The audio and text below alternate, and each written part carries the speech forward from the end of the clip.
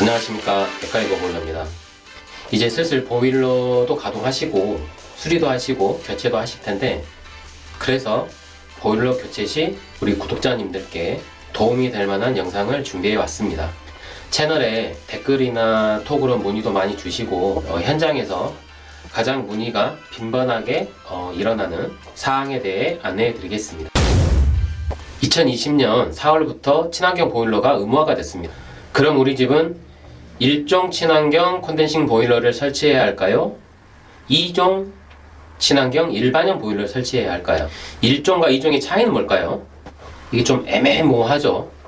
이 부분을 그냥 모르고 시공을 하게 되면, 설치를 하게 되면 1000만원 이하의 과태료가 발생이 됩니다. 보일러 구매 계획이 있으신 분들은 제 얘기를 집중해서 들으셔야 될 것 같습니다. 그리고 동종업계 계신 분들 명확히 알고 계셨다가 사용자분들께 혼선이 없도록 쉽고 정확하게 안내해 주셨으면 하는 바람입니다. 자, 먼저 1종 친환경과 2종 친환경에 대해서 알아보겠습니다. 1종 친환경이란 TV나 언론 매체에서 많이 보셨다시피 광고 엄청 많이 하는 그 콘덴싱 하죠. 그 콘덴싱 보일러가 1종입니다. 1종. 그리고 광고에 나오지 않는 거의 모든 보일러, 그런 보일러는 2종 보일러입니다. 2종 보일러가 4등급이라 그러죠. 이게 2종 일반형 보일러입니다. 물론 두 제품 다 친환경 제품이 맞습니다. 그럼 크게 세 가지로 구분해 보겠습니다. 첫째, 에너지 소비 효율 등급 차이입니다. 1종은 1등급, 2종은 4등급입니다. 물론 가스비 차이가 있겠죠. 그리고 두 번째, 응축수의 유무. 이제 콘덴싱 보일러는 사용을 하면은 응축수가 나오고, 일반형 보일러는 응축수가 안 나오고, 쉽게 말하자면 보일러 가동 시에 물이 나오냐 안 나오냐 차이로 1종과 2종으로 구분된다고 생각하시면 됩니다. 그럼 간단하죠. 1종 콘덴싱은 응축수가 발생하고 2종 일반형은 응축수가 발생하지 않습니다. 세 번째는 가격이죠. 1종 보일러와 2종 보일러는 가격 차이가 제조사마다 다르기는 한데 보통 한 15에서 20 정도, 그 정도 차이가 납니다. 자, 그럼 1종과 2종의 차이는 끝입니다. 간단하죠. TV 광고에 나오는 보일러들은 거의 1종, 안 나오는 보일러들은 2종, 그리고 1종은 1등급, 2종은 4등급. 응축수가 나오면 1종, 안 나오면 2종. 자, 이제 1종과 2종 구분하실 수 있겠죠. 자, 그럼 1종과 2종의 차이를 알았으니 우리 집 환경에 어떤 보일러가 적합한지, 어떤 보일러를 설치해야 하는지에 대해서 알아보도록 하겠습니다. 환경부에 공시되어 있는 자료를 토대로 설명을 해드리도록 하겠습니다. 지금부터는 2종 친환경 보일러 설치 사례에 대해서 설명을 해드릴 겁니다. 이런 상황이 아니면은 다 1종 콘덴싱 보일러가 설치된다고 생각하시면 되겠습니다. 지금 설명해드린 건 다 예외 상황이죠. 예외 상황. 첫 번째, 배수관 길이 초과입니다. 지금 이제 베란다에 설치가 되어 있는데 배수구가 보일러 쪽에 없고 반대편 끝쪽에 하수구가 설치되어 있는 겁니다.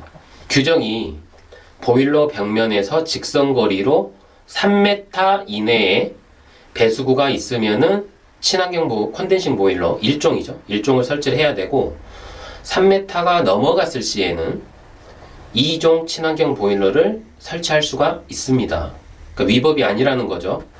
배수관 길이가 3m가 넘어갔을 시에는 그 현장에 2종 친환경 보일러를 설치해도 상관이 없다는 얘기입니다. 환경부에서 1m 거리 기준을 둔 이유는 동파 때문에 그렇습니다. 동파. 왜냐면은 아까도 서두에 말씀드렸다시피 친환경 보일러 1등급 콘덴싱 제품은 응축수가 나온다 그랬죠.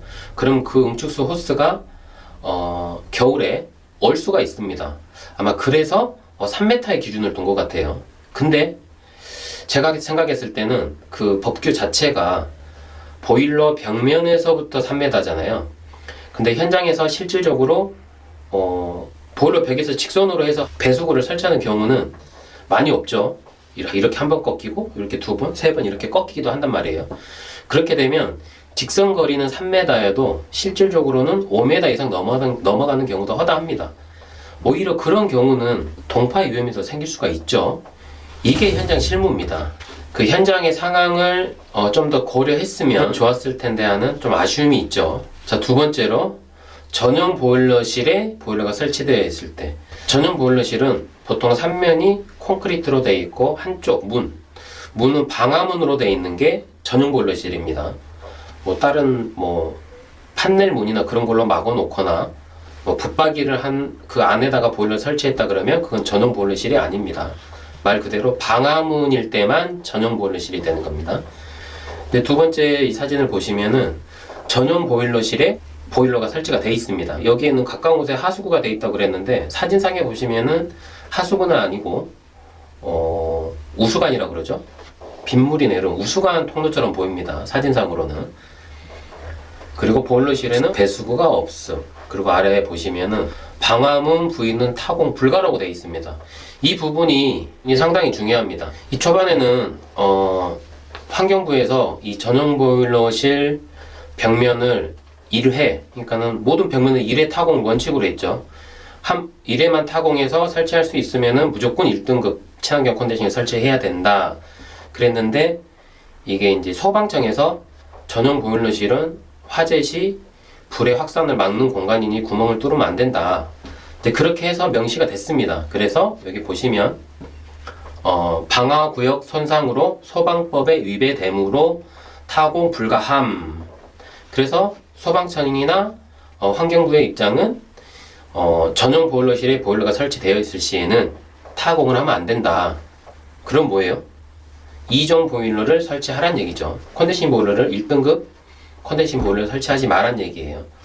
배수가 안 되니까. 그리고 세 번째도 마찬가지 이제 전용 보일러실이 설치가 되어 있습니다. 이제 같은 구조인데 전용 보일러실에 보일러가 설치가 되어 있고 하수구는 반대쪽에 있습니다.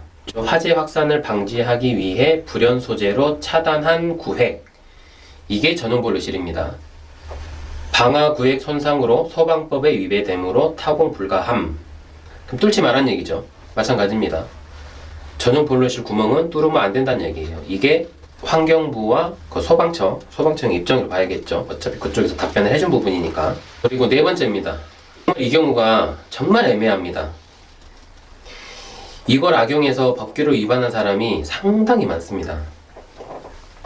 자, 보시면 단독주택이죠. 단독주택의 베란다에 2종 보일러를 설치한 사진입니다.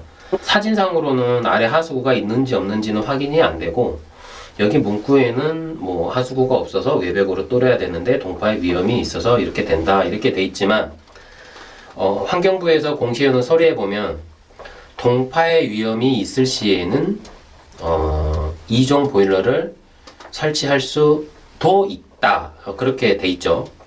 그래서 이 부분이 가장 애매한데 이런 경우가 있어요.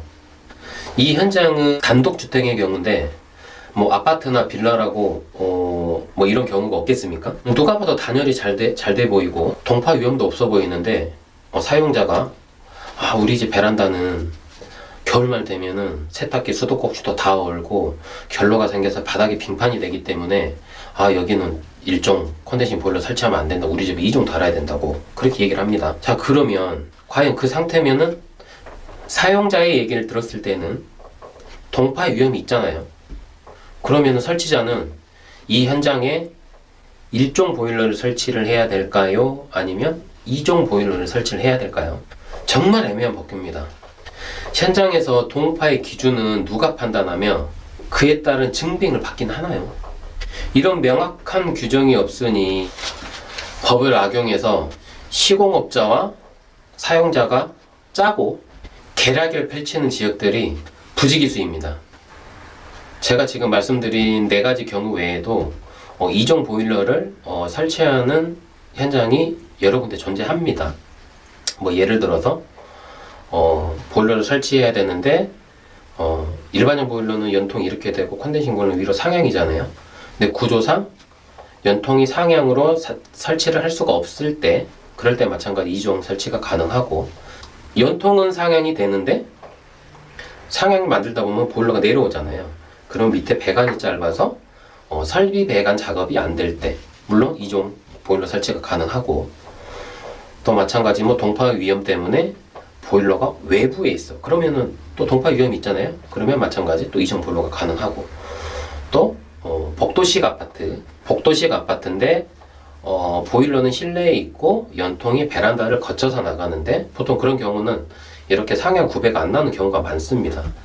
그럴 때도 이종 보일러 설치가 가능하고, 그리고 상향을 만들었는데 너무 높이가 낮아서 연통에 파손의 위험이 있을 때, 그런 때도 마찬가지 이종 보일러 설치가 가능합니다. 그 외에도 좀 여러 가지 경우가 있는데, 가장 빈번하게 발생되는 4가지를 알려드렸으니 이 정도만 알고 계셔도 1종이냐 2종이냐는 판단이 되셨을 거라 생각합니다. 2020년 4월부로 친환경 보일러가 의무화가 됐죠. 친환경 보일러가 의무화가 됐다라기보다는 1종 친환경 콘덴싱 보일러가 의무화가 됐다고 봐야겠죠. 의무화가 되면서 1종 친환경 보일러를 설치하는 세대에 한해서 10년 이상 된 노후 보일러를 교체를 하면 일반 세대는 20만원, 저소득층은 60만원을 지원을 해줬습니다. 가장 큰 이슈는 바로 이겁니다. 친환경 보일러 지원금이 하루 만에 소진. 영상 한번 보시죠. 이 경기도와 인천 지역의 일부 자치단체에서는 보조금 받기가 하늘의 별 따기라고 합니다. 이 신청 접수 2시간 만에 마감되기도 했다는데, 올해 초 낡은 보일러를 친환경 보일러로 교체했습니다. 정부 보조금 20만 원을 받으려고 했지만 지급은 이미 끝나버린 상태였습니다. 하루 만에 마감이 됐기 때문에 어쩔 수 없다고 그 얘기를 딱 하더라고요. 인천 서구는 신청 접수 당일 2시간 만에 보조금 지급이 마감됐고, 계양구, 미추홀구도 2, 3주 만에 종료됐습니다. 경기 남양주와 의정부, 동두천시도 사정은 마찬가지입니다.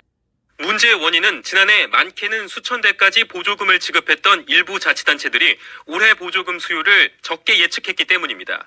지난해 5월 대기관리권역법 시행으로 친환경 보일러 설치가 사실상 의무화되면서 수요 급증이 예상되는 상황이었습니다.